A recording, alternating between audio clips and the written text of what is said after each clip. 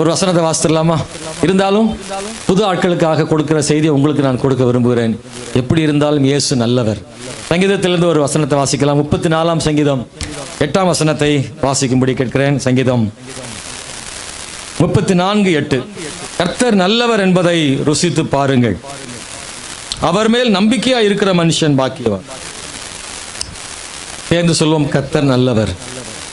எத்தனை முறை சொன்னாலும் தகும், ஆண்டவர் நல்லவர். எனக்கு இந்த கால வேளையில் அன்பானவர்களே, ஆண்டவர் நல்லவர் அப்படின்றத ருசித்து பாருங்கள் அப்படின்னா அதற்கான அர்த்தம் என்ன? கர்த்தர் நல்லவர் தான்.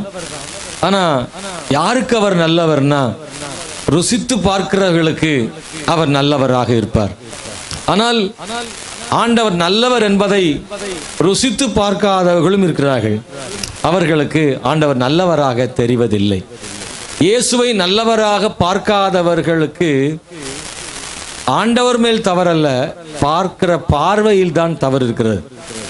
சங்கீதக்காரன் சொல்லும் போது அவர் நல்லவர் என்பதை ருசித்து பாருங்கள் அப்படின்னா, அவர் கர்த்தர் நல்லவர் என்பதை ருசித்து பார்த்திருக்கிறார். அதனாலதான் மற்றவங்களுக்கு சொல்றாரு, நான் இயேசுவை நல்லவர் என்று ருசித்திருக்கிறேன், நீங்களும் அவர் நல்லவர் என்று ருசித்து பாருங்கள் என்று தன் அனுபவத்தை மற்றவர்களுக்கு உதவியாக சொல்லுகிறதை நாம் இங்கே வாசிக்கிறோம். வேதாகமத்தில் சில வசனங்கள் திரும்ப திரும்ப எழுதப்பட்டிருப்பதை நீங்கள் கவனிக்க வேண்டும். அன்பானவர்களே, சங்கீதம் 106:1 வாசிக்கும் போது, அல்லேலூயா கர்த்தரை துதியுங்கள், அவர் நல்லவர், அவர் கிருபை என்றும் உள்ளது. அதே வசனத்தை சங்கீதத்தின் இன்னும் சில அதிகாரங்களில் படிக்க முடியும். சங்கீதம் 105:1, 107:1, 110:1 நாம் இந்த வசனங்களை வாசிக்க முடியும். அன்பானவர்களே, கர்த்தர் நல்லவர், அவர் கிருபை என்றும் உள்ளது என்று எழுதப்பட்டிருக்கிறது.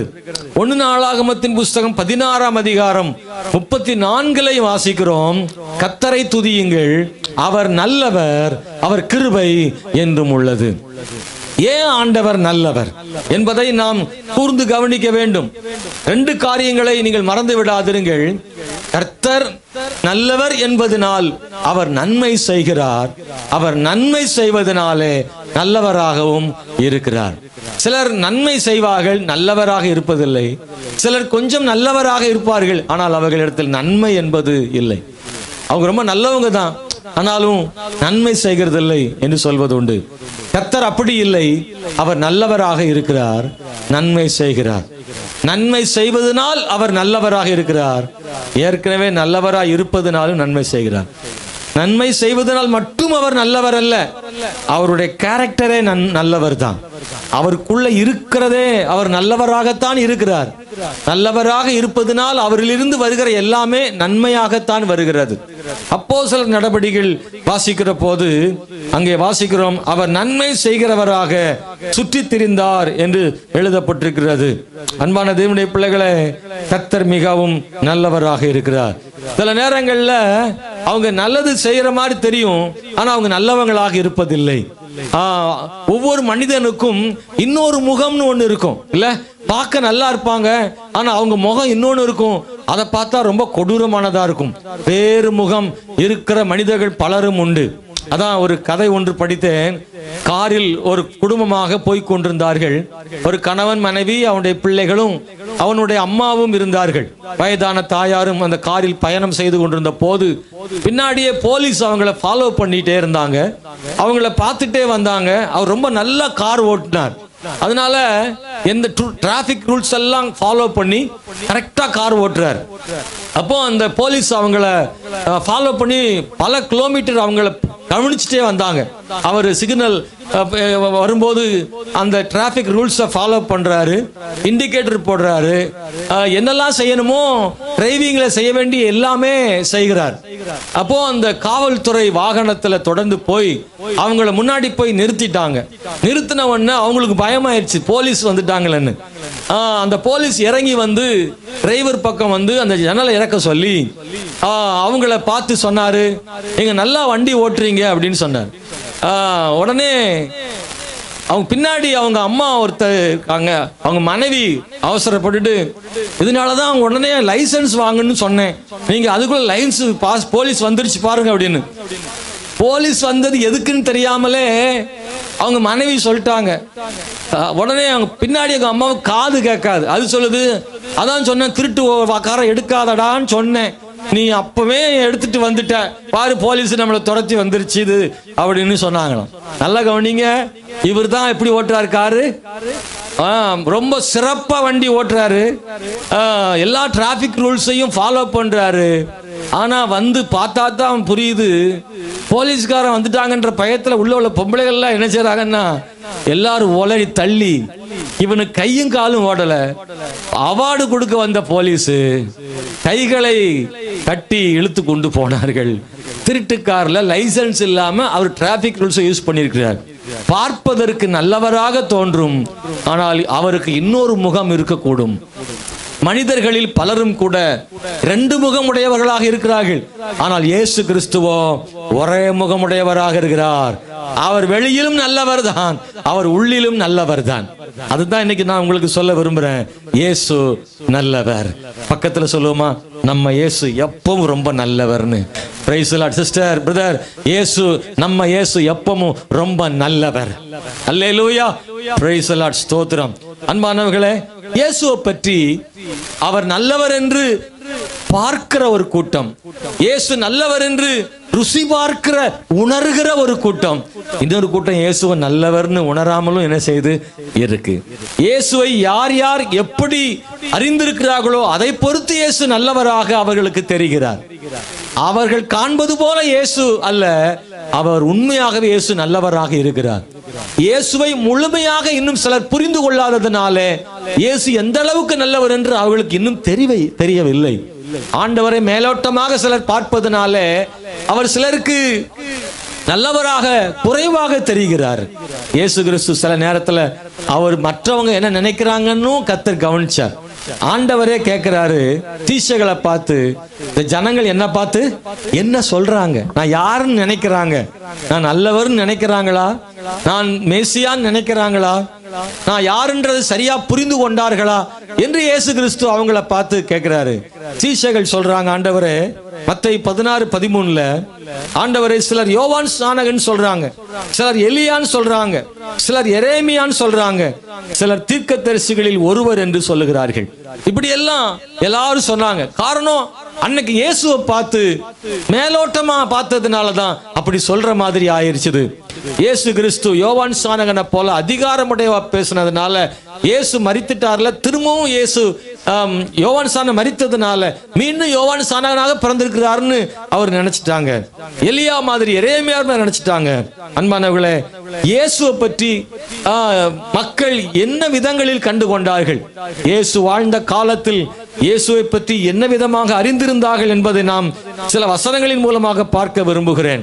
இயேசுவோடு கூடவே இருந்த பேதுரு இயேசுவை எப்படி புரிந்து வைத்திருந்தான் அப்படின்னா, இயேசு அவனை பார்த்து கேட்டார், சீஷைகளை பார்த்து, மற்றவங்கள்லாம் என்னை யோவான் ஸ்நானகன் சொல்லட்டும், எலியான் கூட சொல்லட்டும், ஆனா நீங்க என்னைய என்னவா நினைச்சிருக்கிறீங்கன்னு இயேசு கேட்ட போது எல்லாரும் அமைதியா இருந்தாங்க. பேதுரு மட்டும் எழும்பி சொல்றாரு, ஆண்டவரே, நீர் ஜீவனுள்ள தேவனுடைய குமாரனாகிய கிறிஸ்து என்று சொல்லுகிறார். உடனே இயேசு கிறிஸ்து அவனை பார்த்து, மாம்சமும் இரத்தமும் உனக்கு இதை வெளிப்படுத்தவில்லை, பிதாவே உனக்கு இதை வெளிப்படுத்தினார்னு இயேசு அவனை பாராட்டினாரு. அப்படின்னா இயேசு யார் என்பதை பேதுரு நன்றாக புரிந்து வைத்திருந்தான். இயேசுவோடு கூட இருந்த பலரும் இயேசுவை சரியாக புரிந்து கொள்ளாத போது சிலர் இயேசுவை சரியாக புரிந்திருந்தார்கள். ஆலயத்துக்கு வருகிற எல்லா கர்த்தருடைய பிள்ளைகளும் இயேசுவை சரியாக புரிந்திருக்கிறார்களா என்ற தெரியாது. இல்ல, இயேசு கூட இருந்த 12 பேர்ல ஒருத்தன் சரியா புரியாமலே போயிட்டானே, அப்படின்னா சபைக்குள்ள இருக்கிற எல்லாரும் இயேசுவை கரெக்டா புரிஞ்சிருக்கிறாங்களா? இல்ல, கொஞ்சம் பேர் சரியா புரிஞ்சிருக்கிறாங்க, இன்னும் கொஞ்சம் பேர் சரியா இயேசுவை புரிய வேண்டிய பிரகாரம் இன்னும் புரியாமலும் இருக்கிறாங்க. அவங்களுக்கு பார்வைக்கு தோன்ற மாதிரி இயேசுவை நினைக்கிறாங்க. சிலர் இயேசுவெல்லாம் ஏதோ பேயை துரத்துறவர் மாதிரியும் ஜோசியம் பார்க்கிறவர் மாதிரியும் இயேசுவை சிலர் நினைக்கிறாங்க. சிலர் நினைக்கிறாங்க ஏதோ ராசிகார டாக்டர் அப்படின்னு நினைக்கிறாங்க. கைராசிக்கார டாக்டர்ன்ட்டு அவர்கிட்ட சுகமாகிறதுக்காக மட்டும் இயேசுநாட்ட வருவாங்க, சுகமானா போயிடுவாங்க. அவரை மருத்துவராக மட்டும் பார்க்கும் கூட்டம் இருக்கிறது. இப்படி இயேசுவை குறைந்த அளவுக்குள் இயேசு புரிந்து கொண்ட மக்கள் இருக்கிறாங்க பாருங்க. யூதாஸ் காரியத்தை இயேசு கூடவே சாப்பிட்டு கூடவே தூங்கி எல்லாமே பக்கத்துல இருந்து ட்ரெஷரரா இருந்து பொருளாளர் காணிக்கப்பையெல்லாம் வச்சிருந்த பையன் என்ன செய்துட்டான் யூதாஸ் அப்படின்னா இயேசுவை காட்டி கொடுத்துட்டான். காரணம் பண ஆசை அவனுக்கு அதிகம். அதனாலதான் எப்படியாவது சீக்கிரத்தில் பெரிய ஆள் ஆயிரணும்னு நினைக்கிறான். 30 வெள்ளிக்காசு அவனுக்கு கிடைச்சிருக்கு. சொல்லப்போன 30 கோடின்னு கூட வச்சுக்கோங்களேன். அன்னைக்குள்ள நிலவரத்துக்கு அவ்வளவு பணத்தை அவனுக்கு கிடைச்சதுனால ரொம்ப சந்தோஷம். இயேசுவை காட்டி கொடுத்து விட்டான். ஆனாலும் அந்த காசு அவனுக்கு பயன்படல. அந்த வெள்ளி பணத்தை எடுத்துக்கொண்டு பிரதான ஆசாரியன் அரண்மனைக்கு போயிட்டு சொல்றான், ஐயா அவன் சொன்ன வார்த்தை, ஏதோ அவசரப்பட்டு காட்டி கொடுத்துட்டேன், குற்றமில்லாத இரத்தத்தை காட்டி கொடுத்தேன். இந்த இயேசு குற்றமில்லாதவர், ஏதோ ஒரு ஆசையில நான் காட்டி கொடுத்துட்டேன், ஆனா இப்பதான் யோசிக்கிறேன் அவர் குற்றமில்லாதவர்னு சொன்னான். அல்லேலூயா. இயேசுவை பணத்துக்காக காட்டி கொடுத்தவனுக்கே தெரியுது அவர்கிட்ட என்ன இல்ல, குற்றம் இல்லைன்னு. இயேசுட்ட ஒரு குற்றம் கூட இல்லை. இயேசு தைரியமா மக்களை பார்த்து கேட்கிறாரு, என்னிடத்தில் ஏதாகிலும் குற்றம் உண்டோ என்று சொல்லுங்கள், என்கிட்ட ஏதாவது தப்பு இருந்தா சொல்லுங்கன்னு சொன்னா ஒரு ஆள் தப்பு சொல்ல முடியல. அவரை எல்லாரும் பார்த்து கொண்டுதான் இருந்தார்கள். நீங்களும் நானும் அவ்வளவு தைரியமா கேட்க முடியுமா என்றால் கேட்க முடியாது. அப்படி கேட்டாலும் ஏதாகிலும் ஒன்றை சொல்லக்கூடும். ஆனால் இயேசு கிறிஸ்து தைரியமா சொல்றாரு, என்கிட்ட யாராவது குற்றம் இருந்தா சொல்லுங்க. ஏன்னா அவர் வாழ்க்கை அப்படி இருந்தது. இயேசு கிறிஸ்துவை கொலை செய்வதற்கான ஒரு பெரும் கூட்டம் அவரை கொண்டு வந்து நிறுத்தினது. நியாயாசனத்துக்கு முன்பதாக அவரை குற்றவாளி என்று தீர்ப்பளித்து நியாயம் செய்ய வேண்டிய இடத்துல பிலாத்து உட்கார்ந்து இருக்கிறாரு. நல்லா வாசித்து பார்த்தீங்கன்னா 3 முறை பிலாத்து இயேசுவை ஒப்பு கொடுக்காம இருக்கிறதுக்கு சமாளிக்கிறாரு. அவர் சொன்ன வார்த்தை, இவரிடத்துல மரணத்துக்கு ஏதுவான குற்றம் ஒன்றையும் நான் என்ன செய்யல, காணவில்லைன்னு பிலாத்து திரும்ப திரும்ப சொல்றாரு. ஆனா அவங்க என்ன பண்றாங்கன்னா திரும்ப திரும்ப கத்திட்டே இருக்காங்க, இயேசுவை சிலுவையில் அறையும் என்று யூதர்கள் கத்துகிறார்கள். நல்லா கவனிச்சு பாருங்க.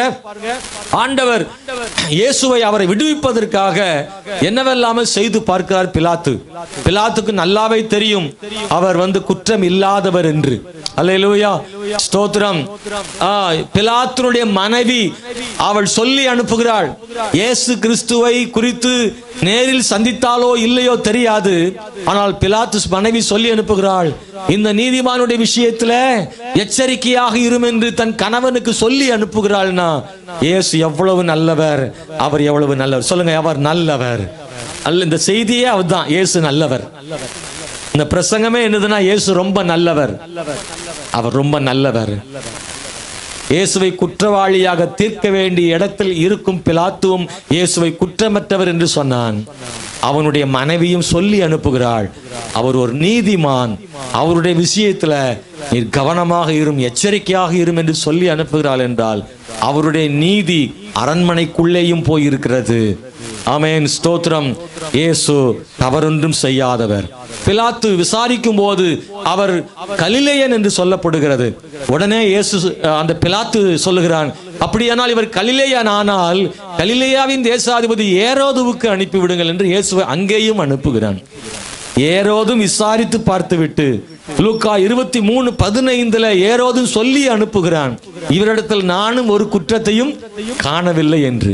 அல்லேலூயா. இவர்கள் எல்லாரும் இயேசுவிடத்தில் குற்றத்தை காணாதிருக்கும் போது அங்கே யூதர்கள் மாத்திரம் இயேசுவிடத்தில் என்ன குற்றத்தை கண்டுபிடித்தார்கள்? இயேசுவிடத்தில் குற்றத்தை அல்ல, பொறாமையினால் இயேசுவை குற்றம் கண்டுபிடிக்காமல் குற்றம் சுமத்தினார்கள். நல்லா கவனிங்க, இயேசுநாதர்ட்ட குற்றம் இருந்து கண்டுபிடிக்கல, இயேசுநாதர்ட்ட குற்றம் இல்ல, ஆனா குற்றத்தை அவர் மேல் சுமத்தினார்கள். குற்றம் சொன்னார்கள், ஆனா அவரிடத்தில் குற்றம் இல்லை. நல்லா கவனிச்சிங்கன்னா, உலகத்திலேயே எங்கேயும் இல்லாத ஒரு நீதிமன்றம் இயேசு கிறிஸ்து நியாயம் தீர்த்த நீதிமன்றம் தான். எல்லா நீதிமன்றங்கள்லையும் இன்னென்ன சட்டத்தின்படி இவர் தவறு செய்திருக்கிறார், எனவே இந்த சட்டத்தின்படி அவருக்கு இன்ன தண்டனை கொடுக்கிறோம் என்றுதான் நீதிபதி சொல்லுவார்கள். எங்கே வேண்டுமானால் அப்படித்தான் நடக்கும். ஆனால் இவர் நிரபராதியாக இருக்கிறார், இவர் ஒரு தவறும் செய்யவில்லை, ஆனால் இந்த சட்டத்தின்படி இவருக்கு தண்டனை கொடுக்கிறேன்னு ஒரு நீதிபதியும் சொல்ல மாட்டாங்க. தப்பு இருந்தா தண்டனை, ஆனா நிரபராதின்னு சொன்ன பிறகும் விடுவிக்காமல் சிலுவையில் அறைய சொன்ன நீதிமன்றம் பிலாத்துவின் நீதிமன்றம் மட்டும்தான். அன்பானவர்களே, இயேசு கிறிஸ்து அப்போது கூட நான் நிரபராதியாக இருந்தும் ஏன் என்னை சிலுவையில் அறையுங்கள் என்று இயேசு ஒரு முறை கூட என்ன செய்யவில்லை, கேட்கவில்லை. அந்த தீர்ப்புக்கும் அவர் தன்னை அர்ப்பணித்தார். யாராவது அப்படி செய்வாங்களா? குற்றவாளி அல்லேலூயா கேட்பாங்களா இல்லையா? ஆமா, வாதாடுவாங்களா இல்லையா? நிரபராதின்னு சொல்றீங்களே, குற்றமற்றவன் சொல்றீங்களே, ஏரோதும் சொல்றாரு, பிலாத்துவும் சொல்றாரு, எல்லாருமே நான் குற்றமற்றவன் சொல்லும் போது எதற்காக எனக்கு சிலுவை மரணம் என்று இயேசு கேட்டாரா? இல்லை இல்லை, அவருக்கு தெரியும் சிலுவையில் அறைந்து கொல்லப்பட வேண்டியது தேவ சித்தம் என்று இயேசு அறிந்திருந்தார். அவர் நல்லவர் என்பதனாலே அவர் அதை ஏற்றுக்கொண்டார். அன்பானவர்களே, இயேசு சொன்னபடியே கல்வாரி சிலுவையில் அறையப்பட்டார். இயேசுவின் அருகிலே 2 கள்ளர்கள் அறையப்பட்டிருக்கிறார்கள். ஒருவன் சொல்றான், நீர் தேவ குமாரன் ஆனால் உன்னையும் ரட்சித்துக்கொள், எங்களையும் ரட்சித்துக்கொள், எங்களையும் விடுதலையாக்குன்னு சொல்றான். அதிலிருந்து என்ன தெரிகிறோம்னா, நீ எல்லாம் ஒரு கடவுளா, கடவுள்னு சொல்லிக்கு தெரியுற, உன்னையவே சிலுவையில் அரைஞ்சு விட்டாங்கன்னு இப்படி கேலி பண்ணுகிற வார்த்தையைத்தான் அப்படி எழுதியிருக்கு. அவனே கள்ளன், ஆனா அவன் இயேசுவை பார்த்து சொல்லுகிறான், நீர் ஒரு கடவுள்னா உன்னை எதுக்கு அரைஞ்சிட்டாங்க, கடவுளா இருக்கிற இயேசுவே சிலுவையில் இறந்துட்டாருன்னு ஒரு கள்ளன் ஏளனம் பண்றான். இன்னைக்கும் நிறைய பேர் சொல்றாங்க, இயேசு கடவுள்னா எதுக்கு அவரை சிலுவையில் அடிச்சாங்கன்னு ஏகப்பட்ட பேர் கேட்கறாங்க. இது இல்லாம அல்லேலூயா புரியாததுனால கேட்கறாங்க. நல்லா கவனிச்சுக்கோங்க. ஆனா ஒரு கள்ளனுக்கு தான் புரியல, இன்னொரு கள்ளனுக்கு புரிஞ்சிருச்சு. அவன் சொல்றான், எப்பா வாய மூடு, நீ நானும் செய்த தவறுக்காக தண்டிக்கப்படுகிறோம், இவரோ ஒரு பாவமும் செய்யவில்லையே என்று இன்னொரு கள்ளன் அவரை பார்த்து சொல்லுகிறான். இயேசு ஒரு தவறும் செய்யவில்லை என்று ஒரு தவறு செய்தவனுக்கே தெரிந்திருக்கிறது. ஒரு கள்ளனுக்கு, திருடனுக்கு தெரிஞ்சிருக்கு இயேசு ஒரு தவறும் செய்யவில்லை என்று. அப்படின்னா சும்மாவா சொன்னா? இல்ல, அவரை எத்தனையோ முறை கவனிச்சிருக்க கூடும் நினைக்கிறேன், பார்த்திருப்பான், அவனை பத்தி இயேசுவை பத்தி கேள்விப்பட்டிருப்பான். அதனாலதான் சொல்றான், இயேசு கிறிஸ்து ஒரு தவறும் செய்யவில்லை என்று அந்த கள்ளன் சொல்லுகிறான். இயேசு சிலுவையில் அறைந்து விட்டாச்சு, ஆண்டவர் தன் உயிரை விடுகிற நேரம் வருகிறது, எல்லாம் முடிந்தது என்று சொல்லி சத்தமாய் தன் ஜீவனை, ஆவியை பிதாவினிடத்தில் அவர் ஒப்பு கொடுக்கிறார். இந்த இடம் ரொம்ப முக்கியமானது. இந்த உலகத்தில் பிறந்த எந்த மனிதனும் தன் ஆவியை, தன் ஜீவனை தானாக விடுவதில்லை, அதுவாக போகிறது, அதுவாக போகிறது. இயேசு கிறிஸ்து மட்டும்தான் அவரே தன் ஆவியை விட்டார். அல்லேலூயா. தன் ஆவியை தானாக விடுவதற்கு எந்த மனிதனுக்கும் அதிகாரம் இல்லை, இல்லை. அன்பானவர்களே, வேறு வழியின்றி ஜீவன் போகிறது. தற்கொலை செய்கிறவர்கள் கூட தானாக விடவில்லை, அதுவாக போகிறது. கழுத்தை நெரிக்கப்படுவதனாலோ ஏதாவது செய்வதனாலோ அதுவாக போகிறது. ஏனென்றால் தற்கொலை செய்கிற பலரும் கூட தற்கொலை செய்யும் நேரத்தில் காப்பாற்றப்பட முயற்சித்து முடியாமல் அது போய்விடுகிறது. ஜீவனை விடவும் எடுத்துக்கொள்ளவும் அதிகாரம் இயேசுவுக்கு இருக்குன்னு அவர் சொல்லியிருக்கார். அப்படித்தானா? சிலர்லாம் பாத்தீங்கன்னா மருந்து குடிச்சிரும், குடிச்ச பிறகு கத்தும் கடந்து, ஐயா என்னை காப்பாத்து காப்பாத்து காப்பாத்துன்னு கத்து. பாத்துக்கீங்களா? அதனாலதான் சொல்றேன், யாராவது மருந்து குடிக்க போறேன்னா வாங்கி கொடுத்துருங்கன்றேன். நிறைய ஆஸ்பத்திரியில் பாருங்க, போட்டு கிடக்கும், என்னை காப்பாத்திருக்க, அப்படி எது சாக மாட்டேன்னு நினைச்சுதான் குடிச்சேன், பயமுறுத்ததுக்காக குடிச்சேன், உயிர் போகுது, காப்பாத்து காப்பாத்து, வீட்டை வித்தாது காப்பாத்துக்குது, கத்துறான். டாக்டர் திட்டுறாரு, திட்டும் போது உனக்கு தெரியுதுல்ல, அறிவு இருக்கா உனக்கு அப்படின்னு டாக்டர் திட்டுறாரு. என்ன செய்ய முடியும்? சாகுன்னு தான் நினைச்ச, ஆனா இப்போ உனக்கு வாழணும்னு நினைக்கிற, முடியாது, முடிஞ்சிருச்சுன்றார். அவன் நினைச்சா கூட ஜீவனை காப்பாற்ற முடியாது. இயேசு சிலுவையில் ஜீவனை காப்பாற்ற முடியும், அவர்தான் ஜீவனை விட்டார். எத்தனை பேருக்கு நான் சொல்றது புரியுது? இயேசு ஜீவனை விடவும் முடியும், திரும்ப எடுத்துக்கொள்ளவும் முடியும்னு அவரே சொல்லியிருக்கிறார். ஒரே ஆண்டவர் மட்டும் அப்படி செய்ய முடியும். அவர் ஜீவனை விடும்போது அங்கே ஒருவன் நிற்கிறான், 100க்கு அதிபதி. அவனோடு 100 பேருக்கு அவன் தலைவன், அதிகாரி. சிலுவையில் இயேசுவை அறைந்த போர் வீரர்களுக்கு அவன்தான் அதிகாரி, 100க்கு அதிபதி. அவன் இயேசுவினுடைய பாடுகளையும் மரணத்தையும் ஆரம்பத்திலிருந்து கவனித்துக் கொண்டே வருகிறான். இந்த 100க்கு அதிபதி நூற்றுக்கணக்கானவர்களை அதே மலையிலே சிலுவையில் அறைந்திருக்கிறான். கைதிகளை அவன் நேரில் பார்த்திருக்கிறான். இதுக்கு முன்பு சிலுவையில் அறையப்பட்ட குற்றவாளிகள் எல்லாம் பொதுவாக சொல்லப்பட்டிருக்கிறது, ரோம அரசாங்கம் கொடுமையான முறையிலே கொல்லும். ஆகவே சிலுவையில் அறையப்பட்டு உயிர் பிரியும் நேரத்தில் அவர்கள் எல்லாரும் அந்த வேதனை தாங்க மாட்டாமல் அந்த குற்றவாளிகள் எல்லாம் கத்துவார்களாம், கெட்ட வார்த்தை பேசுவார்களாம். சாக போறது உறுதின்றதுனால தன்னை சிலுவையிலே அறைந்த அந்த வீரர்களை எல்லாம் பயங்கரமாக, கேவலமாக, அருவருப்பாக பேசுவார்களாம். வாயில் வந்தபடியெல்லாம் திட்டுவார்களாம். ஆனால் இயேசு கிறிஸ்து மாறாக இது போல ஒன்றும் செய்யாமல் மௌனமாக இருந்தார். தன்னை சிலுவையில் அறைந்தவர்களுக்காக ஜெபம் பண்ணுகிறார். தாங்கள் செய்கிறது என்னதென்று அறியாமல் செய்கிறார்கள், இவர்களுக்கு மன்னியும்னு சொல்றாரு. புதுசா இருக்கு இந்த 100க்கு அதிபதிக்கு, இதெல்லாம் பார்த்ததே இல்லை. இப்படியும் ஒரு ஆள் இருப்பாரான்னு அவன் ரொம்ப ஆச்சரியமா பார்க்கிறான். இயேசு கிறிஸ்து அவரே மரித்தாரே.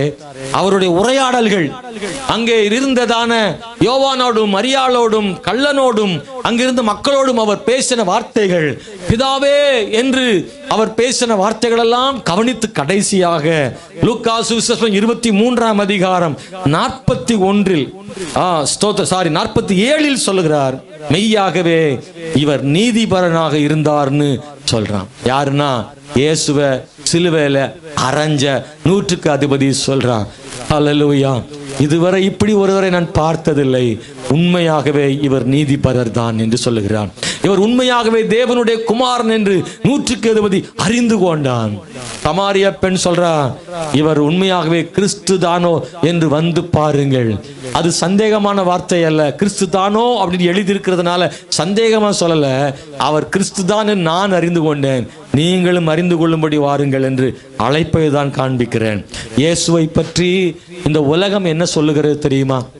இந்த உலகம் மனிதர்கள் என்ன சொல்லுகிறார்கள் என்பதை, உலக தலைவர்கள் என்ன சொல்லியிருக்கிறார்கள் என்பதையும் சிலவற்றை உங்களுக்கு இந்த காலையில சொல்ல விரும்புகிறேன்.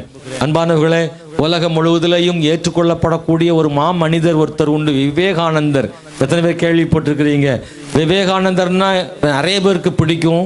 அவர் எல்லாராலும் ஏற்றுக்கொள்ளப்படக்கூடிய ஒரு மகான் என்று சொல்லுகிறார்கள். அவர் சொன்ன வார்த்தை, அவரும் இயேசுவை அறிந்திருக்கிறார். அவர் இயேசுவை பற்றி என்ன சொல்லுகிறார்? பொதுவாக இந்து நண்பர்கள் விவேகானந்தரை போற்றக்கூடியவர்கள். ஆகவே விவேகானந்தர் இயேசுவை எப்படி நினைத்திருக்கிறார் என்பதை சொல்ல விரும்புகிறேன். அவருடைய புத்தகம் ஞானபீடம் என்கிற புத்தகத்திலிருந்து, ஞான தீபம் என்கிற புஸ்தகத்திலிருந்து நான் சில வரிகளை உங்களுக்காக சொல்ல விரும்புகிறேன். பகுதி 7 பக்கம் 294 இப்படி இருக்கிறது. அவர் சொல்லியிருக்கிறார், உங்களுக்கு ரட்சிப்பு வேண்டுமெனில் இயேசுவை பின்பற்றுங்கள். இயேசு கிறிஸ்து என்ற நாமமே வேறு எந்த கடவுளையும் விட, உங்கள் கற்பனையில் உள்ள கடவுளையும் விட மிக உயர்ந்த முன்னுரிமை உள்ளவர் என்று எழுதியிருக்கிறார். யார் சொன்னது? விவேகானந்தர்.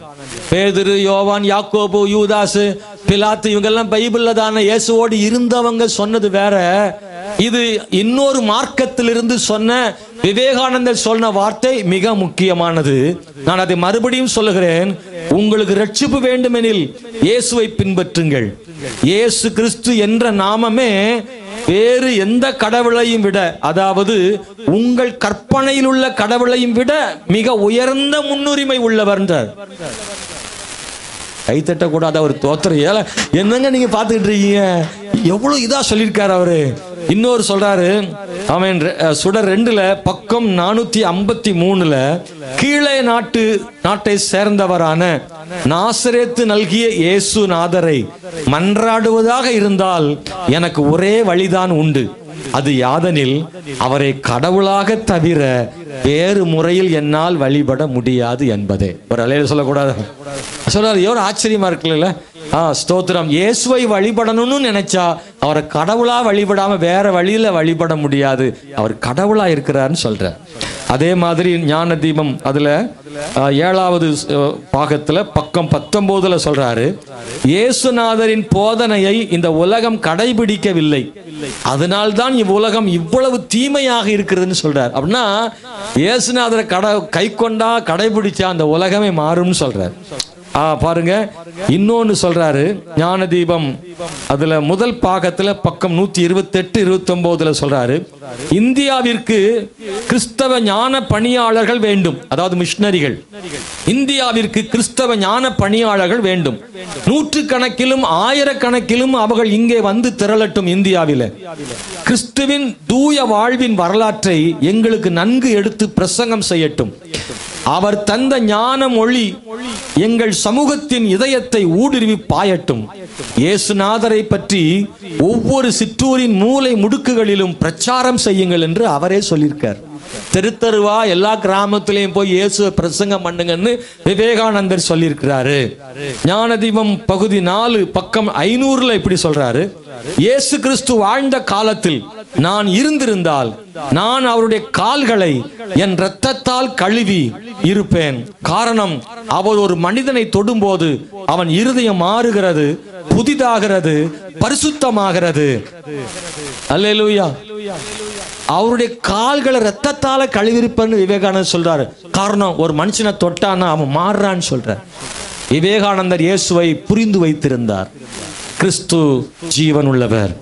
மகாத்மா காந்தி இயேசுவை பத்தி என்ன சொல்றாருன்னு பாத்தீங்கன்னா, அவர் ஆண்டவரை நல்லவராக அறிந்திருக்கிறார். இயேசுவின் மலை பிரசங்கம் எனக்கு ஆறுதல் தந்தது. இயேசு கிறிஸ்து ஒவ்வொரு மனிதனுக்குள்ளும் கட்டாயம் பிறக்க வேண்டும் என்று மகாத்மா காந்தி சொல்லியிருக்கிறார். அல்லேலூயா. அதுல ஒன்றை மட்டும் கவனிக்கணும், மகாத்மா காந்திக்கு இயேசு ரொம்ப பிடிக்கும், அவருடைய போதனைகள் ரொம்ப பிடிக்கும். ஆனா கிறிஸ்தவங்களை அவருக்கு பிடிக்காது. ஏன் தெரியுமா?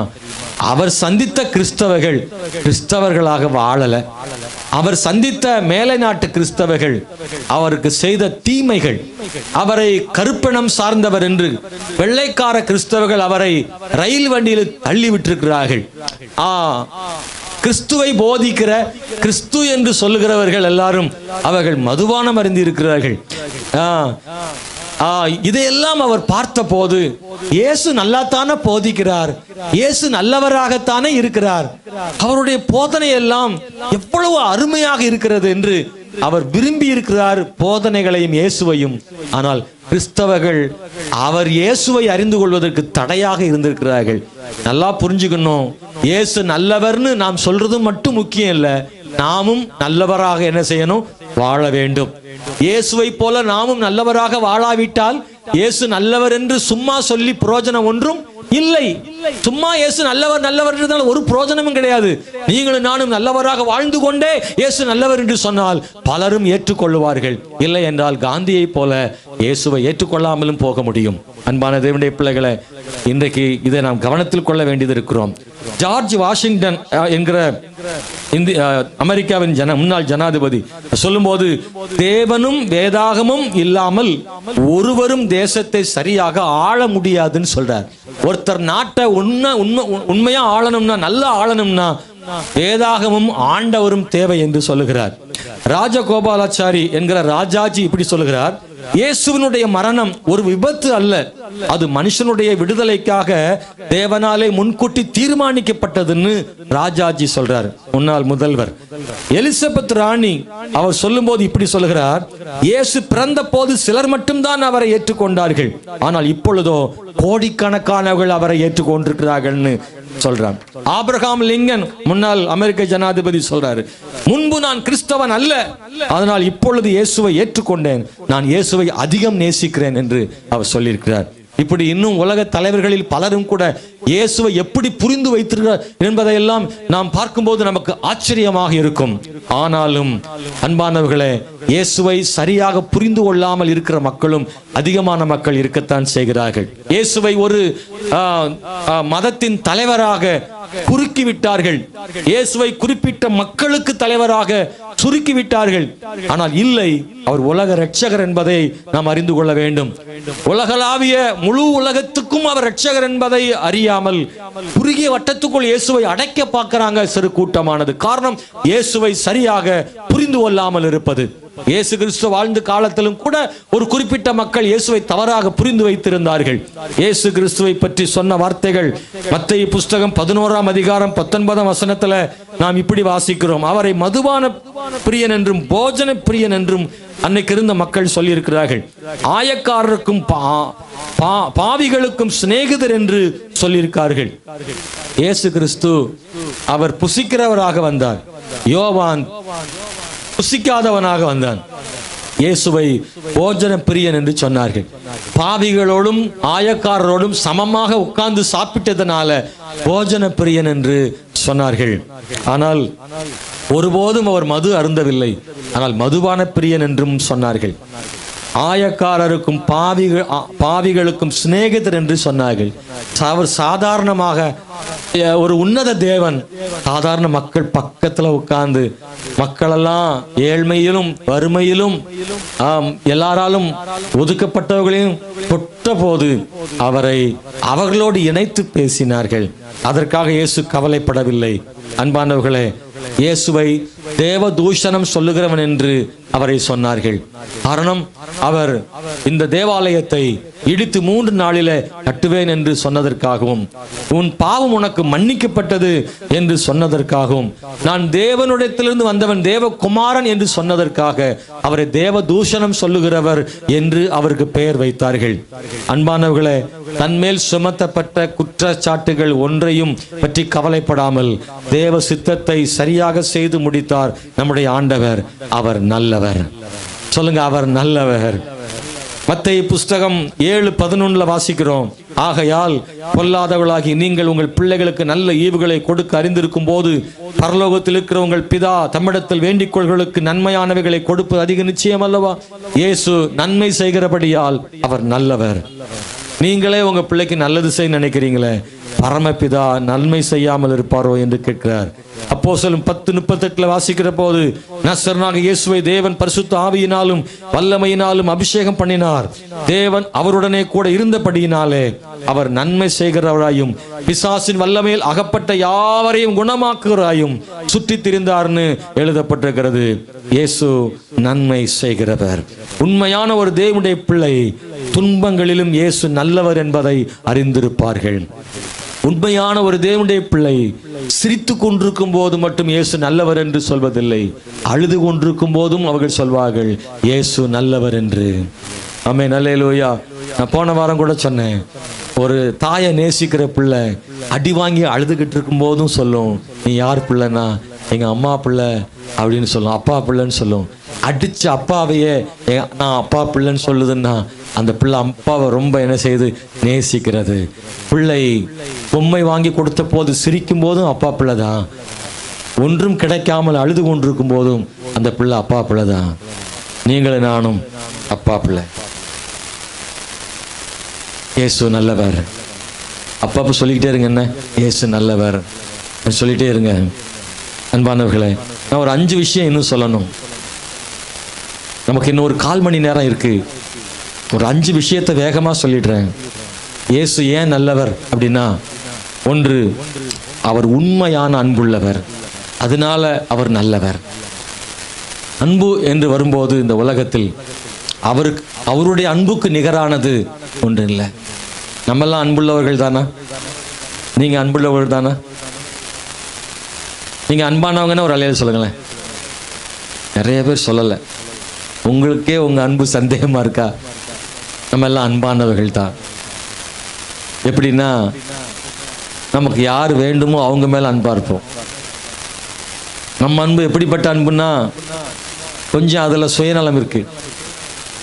எங்க உங்க அன்புல சுயநலம் இருக்கா? இருக்குன்னா உண்மையா ஒத்துக்கிட்டு ஒரு அலையில சொல்லுங்களேன். ஆமா, உங்க பிள்ளைன்னா கூடுதல் அன்பு வரும். ஆமாவா இல்லையா? நம்ம பிள்ளைனா கொஞ்சம் கூடுதல் அன்பு வரும். ஒரு 5 பிள்ளை நிக்குது, அதுல உங்க பிள்ளை 5 பிள்ளையும் அழுதுகிட்டு இருக்கு. ஓடி போய் யாரை தூக்குவிய? அதுல இருக்கா இல்லையா? அப்ப நீங்க அன்பானவர் தானா? என்னங்க பதிலே பேச மாட்டேன்றீங்க? நீங்க அன்பானவங்க தான். ஆனா அந்த அன்புக்குள்ள கொஞ்சம் ஒரு அது இருக்கு.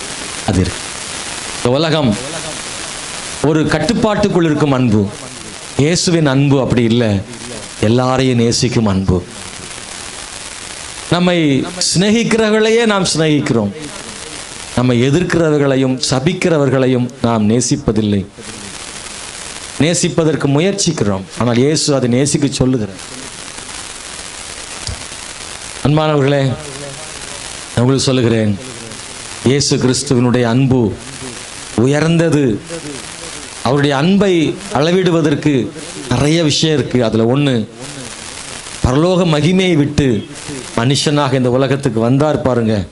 அதுதான் அவருடைய அன்பை முதலில் நமக்கு வெளிப்படுத்துவது. அதுக்கு பிறகு நிறைய இருக்கு. ஆனா அவர் அன்பானவர் அப்படின்றத நமக்கு ரொம்ப அழகா வெளிப்படுத்துற ஒண்ணு, உன்னதத்திலிருந்து நமக்காக பூமிக்கு வந்தாரே, அந்த அன்பு உயர்ந்தது. நாமளே கொஞ்சம் பெரிய வீட்டுல இருந்து சின்ன வீட்டுக்கு வர்றதுக்கு யோசிப்போம். கொஞ்சம் உயர்ந்த வேலையிலிருந்து குறைந்த வேலைக்கு வருவதற்கு யோசிப்போம். கீழே இருந்து மேலே போறதுக்கு ஓகே, சந்தோஷம், அல்லேலூயா துதி மகிமையும் பாடிடுவோம். ஆனா மேல இருந்து கீழே வந்துட்டா அல்லேலூயா துதி மகிமை வராது, வேற மாதிரி பாட்டு வந்துடும். கீழே இருந்து மேலே போறதுக்கு சந்தோஷம், ஆனா மேல இருந்து கொஞ்சம் கீழே இறங்கிட்டா மூஞ்செல்லாம் ஓவல் சைஸ்ல மாறிடும். அது சரி வராது. அதை நினைச்சு அழுவாங்க. அன்பானவர்களே, இயேசு கிறிஸ்து கீழே இருந்து மேல இல்ல, மேல இருந்து கீழே இறங்கி வந்தாரு. அவருடைய பிதாவின் செல்ல பிள்ளை என்ற பெயரை விட்டுட்டாரு. பரலோக மகிமையை விட்டுட்டாரு. 24 hours பரிசுத்தர்னு பாடுகிற பாட்டை இழந்துட்டாரு. அவருடைய கன மகிமையெல்லாம் விட்டுட்டாரு. தன்னை தேவனோடு சமமாக்கினதை கொள்ளையாடின பொருளாக எண்ணாமல் மனிதனோடு தன்னை சமமாக்கினார். பரிசுத்தரோடு சமமாக்க வேண்டி அவர் பாவிகளோடு தன்னை சமமாக்கினார். கள்ளனோடு கள்ளனாக நிற்பதற்கும் தன்னை ஒப்பு கொடுத்தாரு. அவ்வளவு அன்பு இறங்கி வந்தார் இல்லையா? அதனாலதான் சொல்றேன், நம்ம அன்பு இல்ல, அவர் அன்பு உயர்ந்தது. அதனால அவர் நல்லவர். அவர் அன்பு ரொம்ப உயர்ந்தது, அதனால நல்லவர். அல்லேலூயா. நம்ம சொந்தக்கார ஒரு பையன் குடிச்சிட்டு ரோட்ல அலம்பல் செஞ்சுக்கிட்டு இருக்கான். நம்ம அங்கே போய் இவன் தான் எங்க மாமன் மச்சான்னு சொல்லுவோமா? அப்படின்னு நைஸா பெட்டி கடைக்கு பின்னாடி ஓடி போயிடுவோம். இந்த பையக்கிட்ட முன்னாடி மொழி நம்ம பொண்ணு அவனே மாமான்னு கூப்பிட்டுருவான். அதனால குடிகார பையன் அலம்பல் பண்ணிக்கிட்டு இருக்கான். நாம கண்ணுக்கு தூர எட்டாம ஓடி போயிடுவோம். இயேசு கிறிஸ்து அப்படி கிடையாது.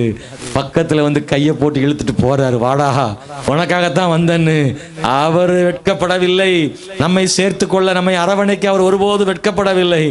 மனிதனோடு பாவிகளோடு தன்னை சமமாக்கும்படி உன்னதத்தில் இறங்கி வந்தார்ல, அதனால அவர் நல்லவர்.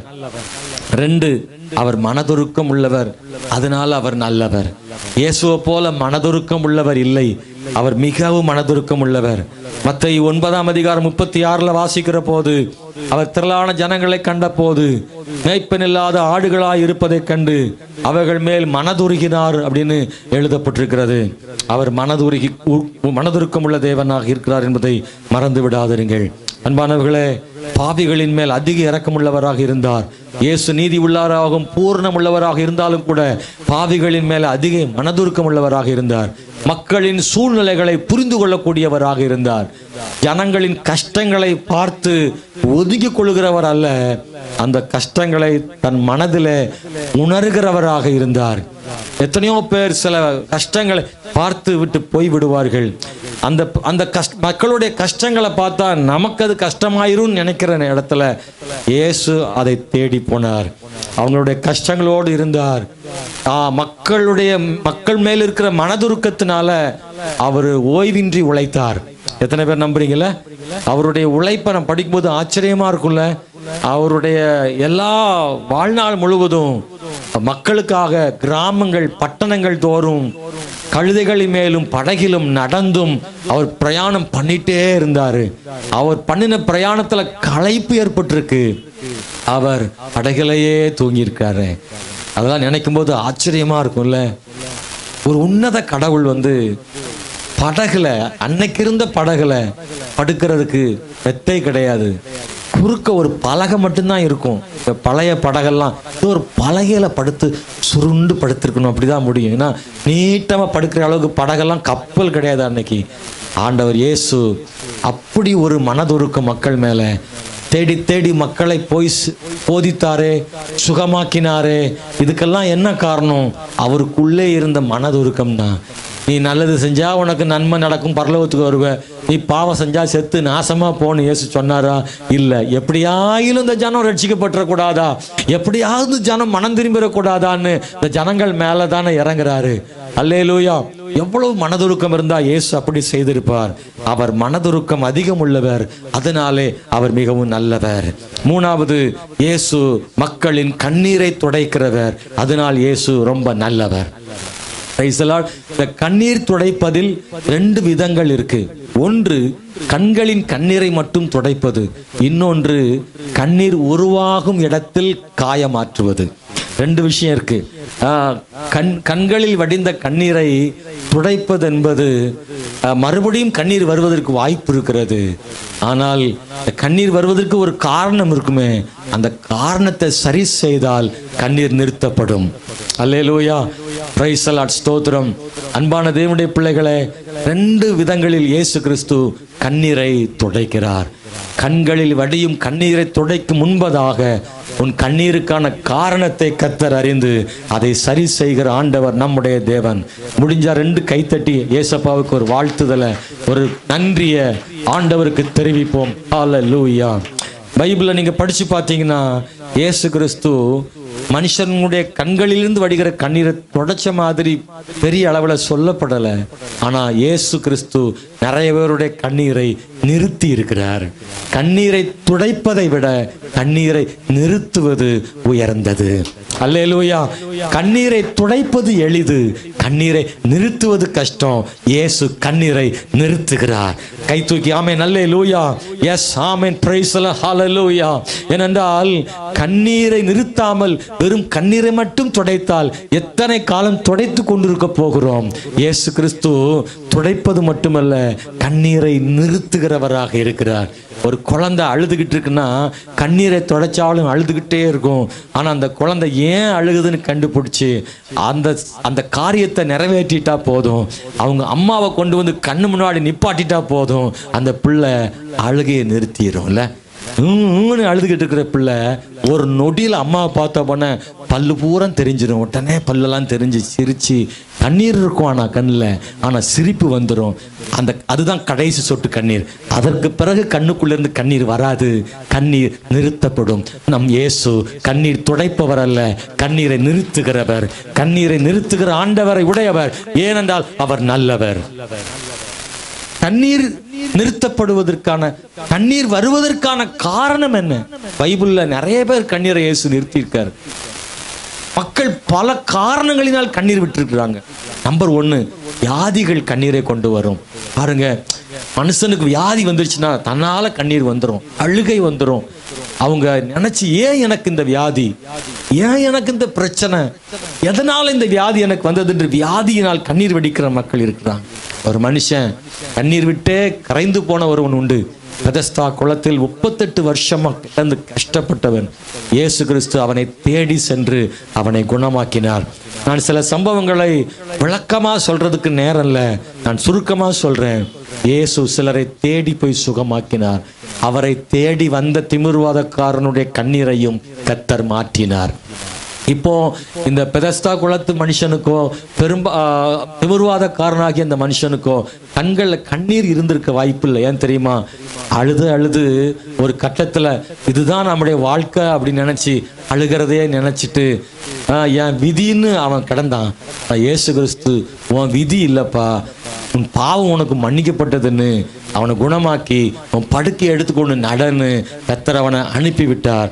அவன் குணமாகி நடந்து போனான். வியாதிகள் கண்ணீரை கொண்டு வரும், இயேசுவோ கண்ணீரை நிறுத்துவார். 2, பிசாசுகளை துரத்தினார். அல்லேலூயா. பிசாசுகளினால் கண்ணீர் வருதில்ல. பிசாசு 2 விதங்கள்ல இருக்கு. 1, பிசாசு ஒரு மனுஷனை முழுவதும் ஆட்கொள்ளும். 2வது, சில பிசாசு வெளியே இருந்தே மனுஷனை அழுக வைக்கும். ஆமென். அன்பான தேவனுடைய பிள்ளைகளே, கர்த்தராகிய ஆண்டவர் எந்த மனுஷனையும் விடுவிப்பார். நீண்ட காலங்களுக்கு முன்னாடி நான் கண்ட சாட்சி என்னன்னா, ஒரு வீடியோ ஆபீஸில் இந்த பெருக்கிற வேலை செய்கிற ஒரு அம்மா தான். அவங்க மகன் ஒரு வாலிபன், அவனை அழைச்சிட்டு வந்தாங்க. நான் அடிக்கடி பார்த்துருக்கேன். அவங்கள வீட்டுக்கு கூப்பிட்டு வந்தாங்க. அப்போ நான் சொன்னேன், என்ன செய்யணும்னு. ஐயா, இவன் திடீர்னு ராத்திரி படுத்திருப்பான், ஆனால் அவன் காணாமல் போயிடுவான், தேடி கண்டுபிடிப்போம், இல்லைன்னா எங்கேயாவது நிற்பான், காட்டுக்குள்ளே போயிடுவான். ஒரு முறை அவன் அப்படிதான் போனால் ஒரு பெரிய கிணறு, அந்த கிணத்தினுடைய எங்கே போகிறான்னு பின்னாடியே போன போது கிணத்துல உள்ள போனால் நாங்கள் பிடிச்சிக்கிட்டோம். பல நேரங்களில் அவன் தற்கொலை பண்ணுறதுக்காக போகிறான். கடைசியில் கேட்டால் நான் எப்படி இங்கே வந்தேன் எனக்கே தெரியலன்னு சொல்கிறான். அவனுக்காக தலையில் கை வச்சு ஜெபம் பண்ண போது அவன் ஆடி கீழே விழுந்தான். திரும்பவும் எழுந்து ஆடினான். 2 பிசாசு அவனுக்குள்ள. கர்த்தர் அவனை விடுவித்து பூர்ணமாக சுகம் கொடுத்தார். அல்லேலூயா. பாருங்க, அவனுக்கு கல்யாணமே இதனால கல்யாணமே ஆகாமல் இருந்துச்சு. சுகமாகி கல்யாணம் முடிஞ்சு பிள்ளையோட வந்து மறுபடியும் ஜெபம் பண்ணிட்டு போனான். ஆனால் தச்சுக்கு தான் தொடர்ந்து வரல. ஆனால் கர்த்தர் அவனை பிசாசின் பிடியில் இருந்து அவனை விடுவித்தார். இயேசு பிசாசால் முழுமையாக ஆட்கொள்ளப்படுகிறவனையும் விடுவிக்கிறார். சிலர் ஆட மாட்டான், அசைய மாட்டான், சுய நினைவோடு தான் இருப்பான். ஆனால் பிசாசு அவனுக்குள்ள கிரியை செஞ்சுட்டே இருக்கும். அப்படிப்பட்டவனையும் கர்த்தர் விடுவிக்கிறார். பிசாசினால் வரும் கண்ணீரையும் இயேசு மாற்றுகிறார். 3வது, எதிரிகளால் வருகிற கண்ணீர் இருக்குல்ல, அது ஒன்று இருக்கு. எதிரிகள் கண்ணீரோட வைப்பாங்க, சத்துருக்கள் கண்ணீரோட வைப்பாங்க. இங்கே ஒரு மனுஷி கல்லறிந்து கொள்ளும்படியே வந்திருக்கிறான். அவளுக்கு விரோதமாக அவளை கொல்றதுக்காக ரெடியாக இருக்காங்க, அழுதுகிட்டு இருக்கா. இவள் அழுகைக்கான காரணம், ஒரு பெரும் கூட்டம் கல்லறிய போகுது, சத்துருக்கள் நிற்கிறாங்க. இயேசு அவங்க கையிலிருந்து இவளை விடுவித்த உடனே அவள் கண்ணீரெல்லாம் மாறி போனது. அன்பானவர்களே, எதிரிகளின் கண்ணீருக்கு தப்புவிக்கிற தேவனாக இருக்கிறார். கொஞ்சம் நலதம் என்கிற தைலத்தை உடச்சி ஊத்துனதுக்கு ஒரு கூட்டம் பொங்கிட்டு, இதை 400 பணத்துக்கு வித்துக்கு 300 பணத்துக்கு வித்துடலாமே, ஏழை கொடுக்கலாமன்னு அவளை போட்டு தொந்தரவு பண்ணா. இயேசு சொல்றாரு, அவளை தொந்தரவு பண்ணாதீங்க, என் பாடுகளின் என்னை மரணத்துக்கு ஞாபகமாக அதை செய்யறான்னு இயேசு அவங்க கையிலிருந்து அவளை தப்புவித்தார். சத்துருக்களின் கைகளில் இருந்து உன்னை தொந்தரவு செய்கிற, உன்னை இடைஞ்சல் பண்ணுகிற, உன்னை அழ வைக்கிற, உன்னை வேதனைப்படுத்துகிற, ஓயாமல் உன்னை இம்சை பண்ண வைக்கிற, உன்னை வேதனைப்படுத்துகிற மக்கள் கைகளில் இருந்து உங்களை விடுவிக்க அவர் வல்லமை உள்ள தேவனாயிருக்கிறார். அதனால் வருகிற கண்ணீரை மாற்ற வல்லமை உள்ள தேவனாயிருக்கிறார். அன்பானவர்களே, ஆபத்தில் நீர் கண்ணீர் வெடிக்கும் போது உன் கண்ணீரை கத்த நிறுத்துகிறார். சீஷர்கள் அழ ஆரம்பிச்சிட்டாங்க, கத்த ஆரம்பிச்சிட்டாங்க. படகு கவிழ போகுதுன்ற இடத்துல இயேசுவே வந்து படகை கவிழாமல் பாதுகாத்து அவங்களுடைய கண்ணீரை கத்தர் மாற்றினார். சில வீடுகளில் மரணத்தினால் ஏற்படுகிற கண்ணீர், நாயினூர் விதவையின் வீட்டில் ஒரு கண்ணீர் இருந்தது, அந்த கண்ணீரை இயேசு நிறுத்தினார் என்பதை வேதத்தில் வாசிக்கிறோம். இன்னும் சில கண்ணீர்கள் சமுதாயத்தால் ஒதுக்கப்படுகிற போது வருகிற கண்ணீர்னு ஒன்று இருக்கு. எப்பெல்லாம் ஒரு மனுஷன் ஒதுக்கப்படுகிறானோ அப்ப கண்ணீர் அவன் விடுகிறான். அது அவன் மனசை ரொம்ப வேதனைப்படுத்துகிறது. ஏன் என்னை ஒதுக்குகிறார்கள், ஏன் புறம்பாக்குகிறார்கள், என்னை ஏன் ஏற்றுக்கொள்ள மறுக்கிறார்கள் என்று சிலர்லாம் கண்ணீர் வடிப்பது உண்டு. நான் கஷ்டப்படுகிறேன் என்பதனாலேயா என்னிடத்தில் பேச மறுக்கிறார்கள். சிலர்லாம் சொல்றத நான் கேட்டிருக்கேன், பாஸ்டர் நான் ரொம்ப கஷ்டப்படுறதுக்காக என் கூட பிறந்தவங்க வீட்டுக்கெல்லாம் போய் பத்திரிகை கொடுத்தாங்க, ஆனால் என் வீட்டுக்கு வந்து கொடுக்கல, எனக்கு கொடுத்து அனுப்பினார்கள். நான் பத்திரிகை நேரில் கொடுப்பதற்கு கூட நான் தகுதியாக இல்லாமல் வறுமையில் இருக்கிறேனா, என் வறுமை மற்றவர்கள் என்னை அற்பமாக எண்ணுகிறார்களே என்று மக்களால் ஒதுக்கப்படுகிற நிலைமையில, பொருளாதாரத்தாலும் சில நேரங்கள் ஜாதியினாலும் நீங்கள் ஒதுக்கப்படுகிற பொழுது அவர்களின் கண்ணீரை இயேசு துடைக்கிறார். சமுதாயத்தால் ஒதுக்கப்பட்ட குஷ்டரோகிகள் பாளையத்துக்கு புறம்பாக இருந்தார்கள். ஒருவரும் அவர்கள் அருகில் போக மாட்டார்கள். தூரத்தில் இருந்து தீட்டு என்று கத்திக்கொண்டு போவார்கள். எவராலும் ஏற்றுக்கொள்ளப்படாத ஒதுக்கப்பட்ட குஷ்டரோகிகளை இயேசு அருகில் போய் அவர்களை தொட்டு அவர்களை சுகமாக்கினார். அவர்கள் கண்ணீர் நிறுத்தப்பட்டது. ஆண்டவர் கண்ணீர் விடுகிறவர்களை, ஒதுக்கப்படுகிறவர்களை அரவணைக்கிற இயேசு. அதனால் இயேசு மிகவும் நல்லவராயிருக்கிறார். 4வது, இயேசு ஏன் நல்லவர்னா, அவரோடு நாம் இருக்கும்படி நம்மை அழைக்கிறார். அதனால் அவர் நல்லவர். பொதுவாக நம்மெல்லாம் எப்படி நினைக்கிறோன்னா, இன்னைக்கு உலகம் என்ன சொல்லுதுன்னா, பொதுவாக கடவுள் மனுஷன் கடவுளை எப்போ தேடணும், தேவை இருக்கும்போது மனுஷனை தேடணும் அப்படின்னு நினைக்கிறாங்க. அப்படிதான் காலகாலமாக சொல்லியிருக்கு. ஏதாவது தேவைன்னா கோயிலுக்கு போ, கடவுள்கிட்ட சொல்லு, உன் கஷ்டத்தை கடவுள்கிட்ட போய் சொல்லு, அவர் அங்கே தான் இருப்பார், நீ போய் சொல்லிட்டு வா, உனக்கு நல்லது நடக்கும். அப்படிதான் சொல்ல கேட்டிருக்கோம். கடவுளும் மனுஷங்கிட்ட எப்போ வருவாருன்னா எப்பமாவது வருவாருப்பா. திடீர்னு அவர் வந்து உன் சொப்பனத்துல வந்து உனக்கு என்ன வரம் கேளு அப்படின்னு தான் நம்ம கேள்விப்பட்டிருக்கோம். அப்படிதான் நமக்கு சொல்லி வச்சிருக்காங்க. கடவுள்னா வந்து கேட்பாரு, உனக்கு என்ன வரம் சொல்லு, நான் சொல்றேன், அதுக்கப்புறம் ஒரு போயிடுவாரு. இப்படி எப்பமாவது தான் கடவுளை பார்க்க முடியும்னு சொல்லி வச்ச உலகத்துல இயேசு சொல்றாரு, இதோ வாசற்படி நின்று தட்டுகிறேன், எவன் என் சத்தத்தை கேட்டு கதவை திறந்தால் நான் அவனுள்ளே பிரவேசித்து அவனோடு நான் போஜனம் பண்ணுவேன், அவனும் என்னோடு போஜனம் பண்ணுவேன் சொல்றாரு. அப்படின்னா நான் ஒரு மனுஷனோடு கூடவே இருக்க விரும்புறேன்றாரு.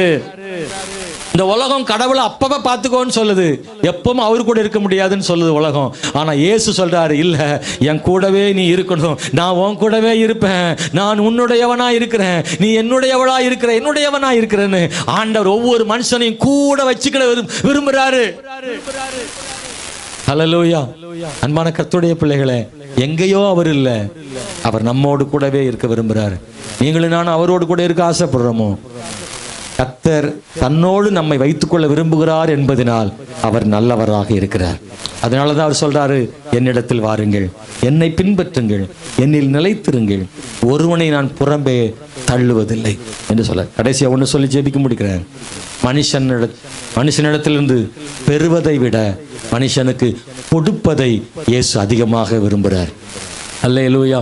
நாம ஆண்டவருக்கு கொடுக்கிறோம், காணிக்கைகளையும் தசமபாகங்களையும் கொடுக்கிறோம்.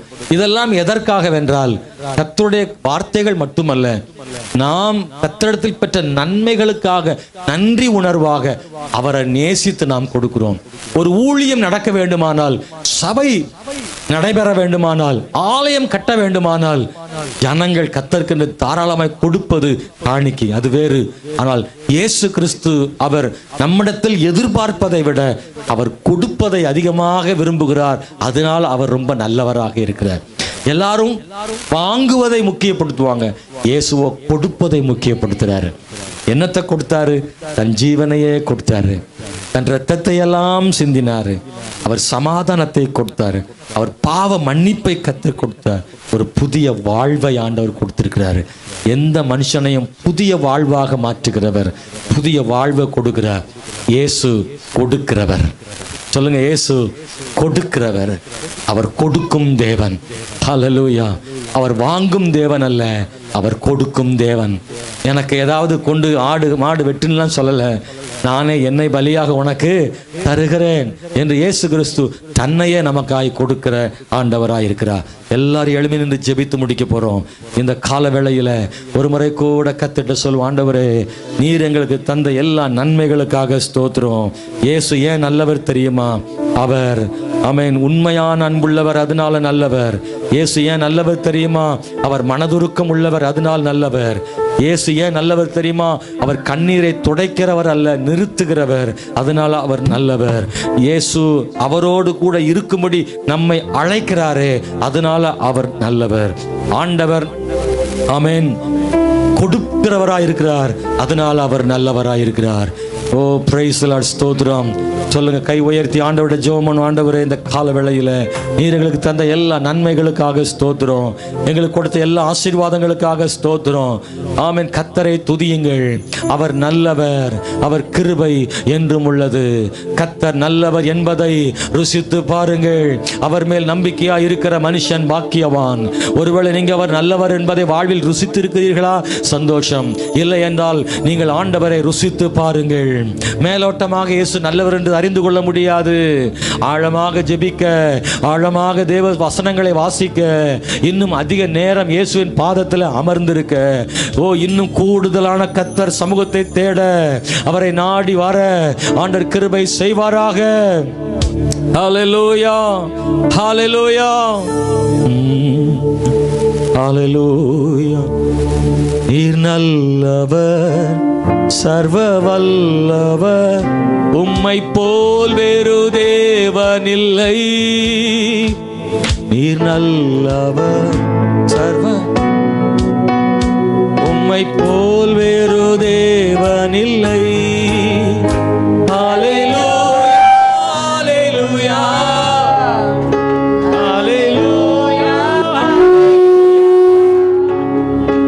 ஹல்லேலூயா, ஹல்லேலூயா, ஹல்லேலூயா, ஹல்லேலூயா, நல்லவர், சர்வ வல்லவர், உம்மை போல் வேறு தேவனில்லை. நீ நல்லவர், சர்வ வல்லவர், உம்மை போல் வேறு தேவனில்லை. ஓ நீர் நல்லவர், சர்வ வல்லவர், உம்மை போல் வேறு தேவனில்லை. ஹல்லேலூயா, ஹல்லேலூயா, ஹல்லேலூயா, ஹல்லேலூயா, ஹல்லேலூயா. எல்லாரும் சொல்லுவோம் ஹல்லேலூயா, ஹல்லேலூயா, ஹல்லேலூயா.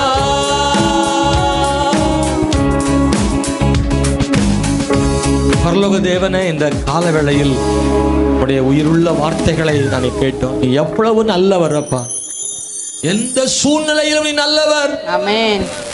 எவ்வளவு பெரிய தேவைகள் மத்தியிலேயும் நீ நல்லவர். ஆண்டவரே, உம்முடைய மேலான கிருபைகளுக்காக ஸ்தோத்திரம். ஒவ்வொருவரையும் ஆசீர்வதி. இந்த காலையில வார்த்தைகளை கேட்ட உம்முடைய பிள்ளைகளுக்கு கர்த்தாவே, இந்த வசனம் எல்லாம் அவர்களுக்கு மிகவும் பிரயோஜனமா இருக்கட்டும். உடைய பிள்ளைகளுடைய கண்ணீர் துடைக்கப்படுவதை விட நிறுத்தப்படுவதாக கர்த்தர் அவருடைய வாழ்விலே பெரிய காரியங்களை செய்யும். ஒவ்வொரு வாழ்வின் அனுபவங்களிலும் இயேசு மிகவும் நல்லவர் என்று உடைய விசுவாசி பிள்ளைகளுடைய வாயிலிருந்து அந்த வார்த்தை வரட்டும். ஆண்டவரே, ஒவ்வொரு நாளும் ஆண்டவரே அந்த வார்த்தை சொல்லட்டும். என் இயேசு மிகவும் நல்லவர் என்று சொல்லட்டும். கர்த்தர் நல்லவராய் இருப்பீராக. ஆண்டவரே, உடைய பிள்ளைகள் வாழ்விலே நீர் நல்லவராய் இருப்பதை புரிந்து கொள்ள கிருபை செய்யும். ஒவ்வொருவரையும் ஆசீர்வதித்து காத்து இயேசுவின் நாமத்தில் ஜெபிக்கிறோம் நல்ல பிதாவே.